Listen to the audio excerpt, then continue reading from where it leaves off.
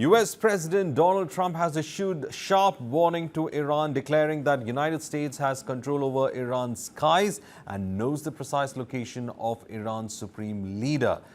In a strongly worded post, Trump said, "We know exactly where the so-called Supreme Leader is hiding. He is an easy target, but is safe there." Trump made this complete announcement when he was asked about the questions of why he was in fact moving away from the G7. Meanwhile, it is being said that in that post, he also warned against America's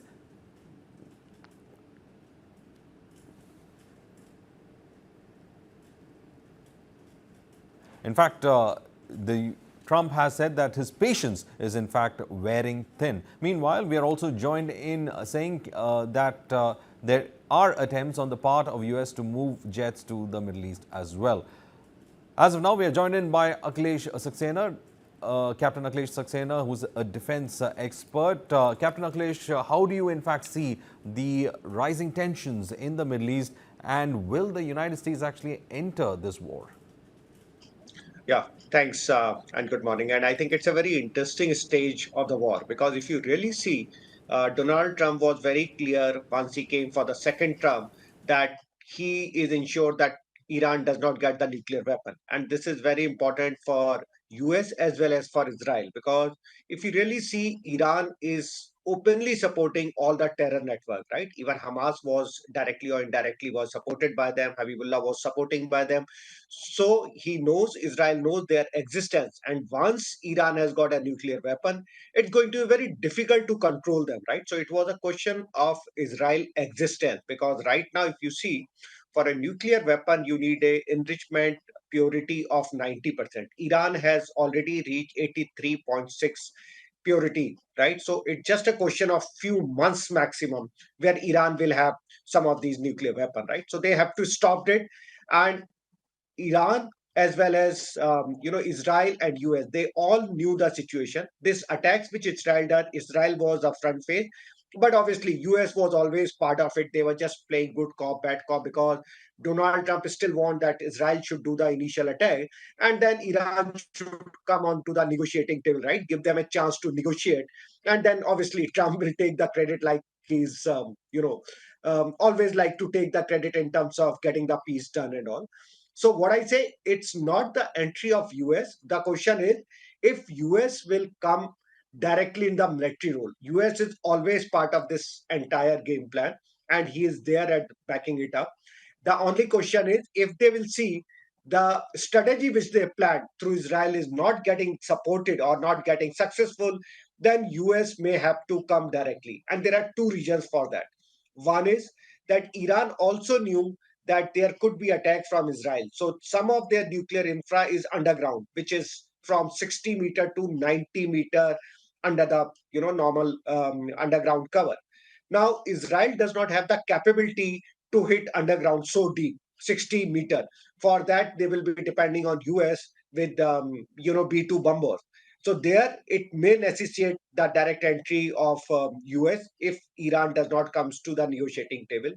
The second thing, the integrated air defense system. So right now, the integrated air defense system, which is used by Israel, it's mostly from US side. It is Iron Dome. So first layer is Iron Dome, which covers up to 70 kilometers. The next layer is David Sling, which cover up to 300 kilometers. And the last is Arrows, and this arrow system covered 2400. This is for intercontinental missiles, right?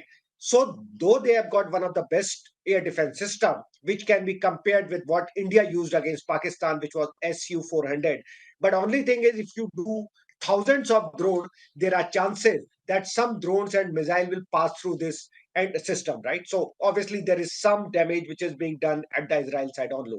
So the thing is, there are chances that within a day or two, if Iran does not come to negotiating table, then US may interfere That directly into the war. Captain Akhilesh, it doesn't look like that because we have response from the Supreme Leader. He's put on platform X. He's posted this. This is what he has in fact posted.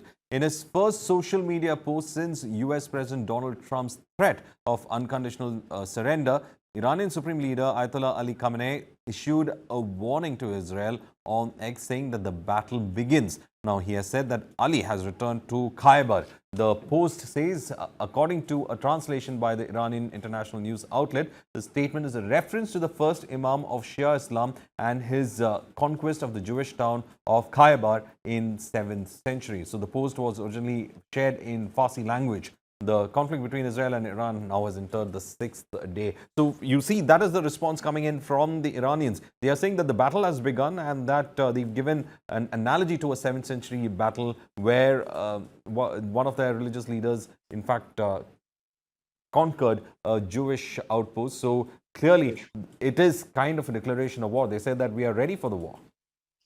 Yeah, and in fact, if you really see, they may have some kind of tactical support from some of these countries which are there, and also from China and Russia. There could be some tactical support. It may not be directly, but they may be counting on that. Second thing is a leader like Khamenei, right? He may not agree to surrender because it's about his existence in his country, right? If he says that I'm going back, then it is all against the principle where he is saying he is there to make the jihad.